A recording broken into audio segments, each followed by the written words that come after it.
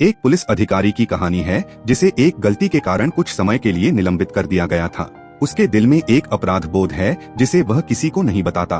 फिलहाल वह emergency call centre में काम कर रहा है, जहां उसे एक लड़की की कॉल आई जिसने उसकी पूरी जिंदगी बदल दी। इस पुलिस अधिकारी का नाम जो है, जो नाइट शिफ्ट में 911 यानी इमरजेंसी कॉल सेंटर पर काम करता है।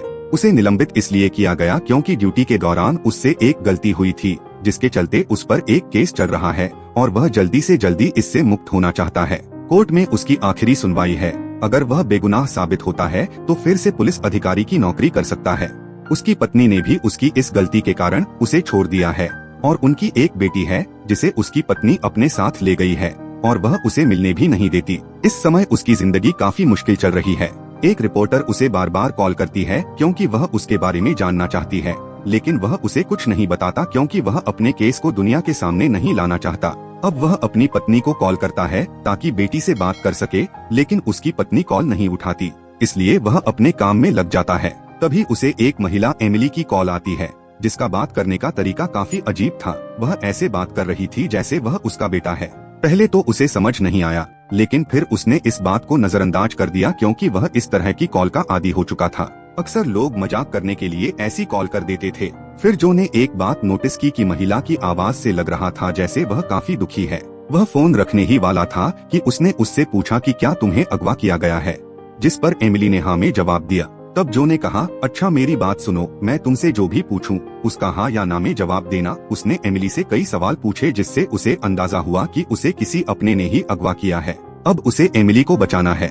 जो उसका नंबर ट्रेस करके उसकी लोकेशन देखता है और उसे पता चलता है कि किडनैपर यानी अगवा करने वाला उसे एक सफेद वैन में एक हाईवे से शहर से बाहर ले जा रहा है। वह एमिली की कॉल को होल्ड पर लगाकर पुलिस की पेट्रोलिंग टीम को सूचित करता है, कॉल करता है और एमिली के बारे में सब कुछ बता देता है। तभी उसकी पत्नी का कॉल आने लगता है, लेकिन उसने रिसीव नहीं किया क्योंकि उसे अभी एमिली को बचाना है। फिर उसने एमिली से कई सवाल किए, लेकिन इस बार एमिली के मुंह से एक ऐसा शब्द निकल गया जिससे किडनैपर को पता चल गया कि उसने अपने बेटे को नहीं बल्कि किसी और को कॉल की है। कॉल बंद होने से पहले किडनैपर उसे कहता है कि अगली बार जब भी तुम 911 पर कॉल करो तो कहना कि मुझे जो से बात करनी है, ताकि तुम्हें किसी और ऑफिसर को अपनी सारी जानकारी फिर से ना बतानी पड़े। इसके बाद एमिली फोन काट देती है। अब हालांकि जो का काम पूरा हो गया था, लेकिन उसे अभी भी एमिली की चिंता हो रही थी। वह बार बार उसकी लोकेशन चेक कर रहा था। साथ ही वह पुलिस ऑफिसर जो हाईवे पर पेट्रोलिंग कर रहे थे, उन्हें भी एक सफेद वैन मिल जाती है, लेकिन यह वैन गलत थी, एमिली इसमें नहीं थी। जाहिर है हाईवे पर और भी कई सफेद रंग की वैन गुजर रही थी और अगर उन्हें एमिली को ढूंढना है तो वैन का नंबर पता होना चाहिए। इस बात से जो को बहुत बुरा लगा क्योंकि वह एमिली को बचाना चाहता था। जब एमिली का नंबर आ जाता है तो वह उसकी सारी डिटेल्स निकालता है। उसके बच्चे अकेले थे तो जो को उनकी भी चिंता हो रही थी, इसलिए उसने बच्ची से कहा कि तुम परेशान मत हो, मैं जल्दी किसी को तुम्हारे पास भेजता हूँ। फोन बंद करने के बाद जो हाईवे वाली पेट्रोलिंग टीम को वैन का नंबर दे देता है। वह अपने विभाग को कॉल करके कहता है कि 2 बच्चे घर पर अकेले हैं तो उनकी मदद के लिए वहाँ किसी को भेजा जाए। लेकिन जितनी भी रेस्क्यू टीम थी सभी व्यस्त थी क्योंकि एक जगह आग लगी थी जिससे लोगों को अपने घरों को छोड़कर जाना पड़ रहा था। सभी रेस्क्यू टीम उनकी मदद में लगी हुई थी। एक बार फिर रिपोर्टर का कॉल आया, लेकिन इस बार भी जो कॉल नहीं उठाता। वह काफी परेशान था और उसे समझ नहीं आ रहा था कि क्या किया जाए। वह दूसरे कमरे में चला गया जहां से उसने अपने दोस्त सार्जेंट को कॉल किया और कहा कि मैं चाहता हूं कि तुम एक टीम बनाकर एमिली के घर भेजो क्योंकि उसके बच्चे अकेले हैं, और एक दूसरी टीम बनाकर उन्हें हैरी के घर भेजो जहां वह एमिली को ले जाने वाला है। समझाता है कि ये गैर कानूनी है और हम छुपकर ऐसा नहीं कर सकते। कल तुम्हारी सुनवाई भी है। अगर तुमने फिर से कोई गलत हरकत की तो तुम्हारा केस एक बार फिर तुम्हारे खिलाफ हो जाएगा। वैसे भी मेरी शिफ्ट खत्म होने वाली है, मैं 10 मिनट में यहाँ से निकल रहा हूँ। इतना कहकर उसने फोन रख दिया। वह एक बार फिर एमिली के नंबर पर कॉल करता है, लेकिन इस बार कॉल नहीं लगती। वह अपनी पत्नी को कॉल करता है। उसने फोन तो उठाया, लेकिन यह कहकर कॉल काट दी कि रात के 2 बज रहे हैं, तुम्हें इतनी रात को कॉल नहीं करनी चाहिए थी। जो एमिली को लेकर काफी तनाव में था, इसलिए अपने व्यक्तिगत नंबर से वह उसे एमिली के बारे में पूछने लगा। हेनरी कहता है, मैं उसके बारे में कुछ नहीं जानता। इसमर जो कहता है, मैं जानता हूँ, तुम वैन के जरिए अपनी पत्नी को हाईवे से शहा की तरफ ले जा रहे हो। यह सुनकर बिना कुछ कहे हेनरी फोन काट देता है। वह एक बार फिर उसे कॉल करता है, लेकिन कॉल नहीं लगती। अब वह अपने सहयोगी को कॉल करता है, जो काफी परेशान था क्योंकि उसे कल कोर्ट में झूठी गवाही देनी थी। वह कहता है, अगर किसी को पता चल गया कि मैं झूठी गवाही दे रहा हूँ तो मेरी नौकरी जा सकती है। इसमर ने उसे समझाया कि ऐसा कुछ नहीं होगा, तुम परेशान मत हो।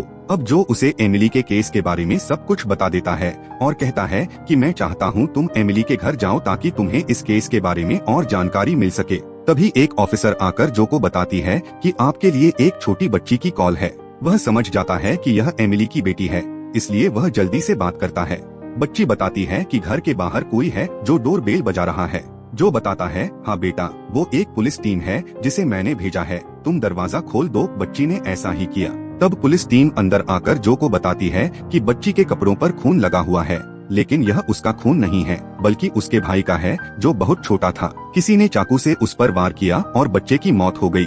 असल में बच्ची ने पहले जो को बताया था कि मेरा भाई सो रहा है, जबकि उसका भाई उस समय सो नहीं रहा था बल्कि वह तो मरा हुआ था। यह सुनकर जो काफी परेशान हो जाता है। वह एक बार फिर एमिली को कॉल करता है। इस बार कॉल लग भी जाती है। जो ने पूछा कि इस समय हेनरी क्या कर रहा है और तुम कहाँ बैठी हो। एमिली बताती है कि वह गाड़ी चला रहा है और मैं उसके साथ वाली सीट पर बैठी हूँ। जो ने पूछा, अच्छा बताओ, क्या उसने सीट बेल्ट बांधी हुई है। एमिली ने कहा, नहीं। जो ने कहा, अच्छा, सबसे पहले तुम सीट बेल्ट बांधो, फिर हैंड ब्रेक को खींच देना। एमिली ने ऐसा ही किया, लेकिन वैन नहीं पलटी। इससे हेनरी को गुस्सा आ गया और उसने एमिली को वैन की पिछली सीट पर बिठा दिया। अब फिर से वह जो से बात करने लगी। जो ने पूछा, क्या तुम्हारे आसपास कोई भारी चीज है।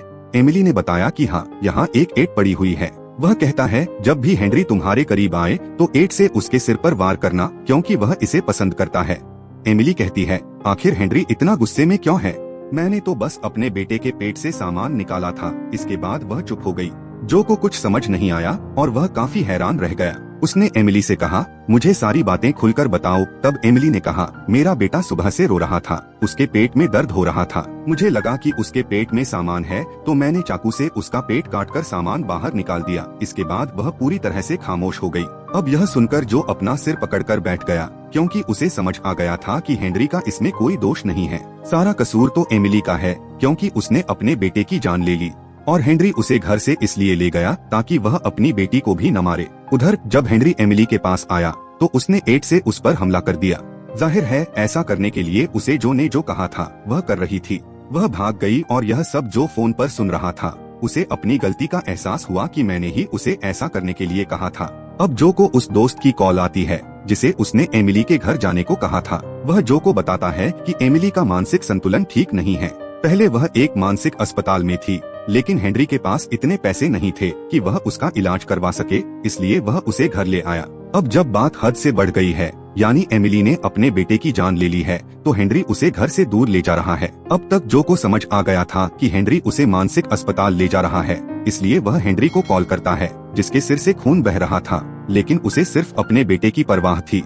यहाँ जो को अपनी गलती का एहसास हो गया। ऐसा लगता है कि अगर मैंने उनके मेंटर में हस्तक्षेप नहीं किया होता तो हेनरी अब तक उसे मानसिक अस्पताल ले जा चुका होता। वह एमिली को कॉल करने की कोशिश करता है, लेकिन वह कॉल रिसीव नहीं करती। तभी एक अधिकारी आता है और उसे बताता है कि तुम्हारे लिए एक महिला एमिली की कॉल है। हालांकि जो का ड्यूटी टाइम खत्म हो चुका था, लेकिन वह अपनी ड्यूटी जारी रखता है क्योंकि अब उसे अपनी गलती सुधारनी है। वह किसी भी तरह से हेनरी की मदद करना चाहता है। वह एमिली से बात करता है, जो उसे बताती है कि इस समय वह हाईवे पर एक पुल पर है और उसके कपड़ों पर खून लगा हुआ है। वह पूछती है कि यह खून किसका है, लेकिन जो कोई जवाब नहीं देता। बातचीत के दौरान एमिली को याद आता है कि यह तो उसके बेटे का खून है। वह कहती है कि उसने अपनी बच्ची को मार डाला है और उसे इस बात का अफसोस है, इसलिए अब उसे जीने का कोई हक नहीं है और वह पुल से कूदने वाली है। जो उसे रोकता है और कहता है कि तुम ऐसा मत करो, क्योंकि अभी भी बहुत से लोग हैं जो तुमसे प्यार करते हैं। यह सब मेरी गलती है। यह कहते हुए उसकी आंखों में आंसू आ जाते हैं, क्योंकि सच में यही उसकी गलती थी। अब वह जल्दी से दूसरी टीम को भी एमिली के पास भेज देता है। तब तक उसे एमिली को अपनी बातों में उलझाए रखना होगा। वह एमिली को अपनी कहानी बताता है और कहता है कि मुझसे बहुत बड़ी गलती हो गई थी। 8 महीने पहले अपनी ड्यूटी के दौरान मैंने 1 साल के लड़के को गोली मार दी थी। कल मेरी कोर्ट में आखिरी सुनवाई है और मैंने कुछ गवाहों को जुटाया है जो मेरे हक में गवाही देंगे। अगर वे मेरे पक्ष में गवाही देंगी तो शायद मैं बेगुनाह साबित हो जाऊं और मेरी नौकरी मुझे वापस मिल जाए। उन गवाहों में उसकी पत्नी भी शामिल है, जो इस घटना की वजह से उससे दूर रहती है।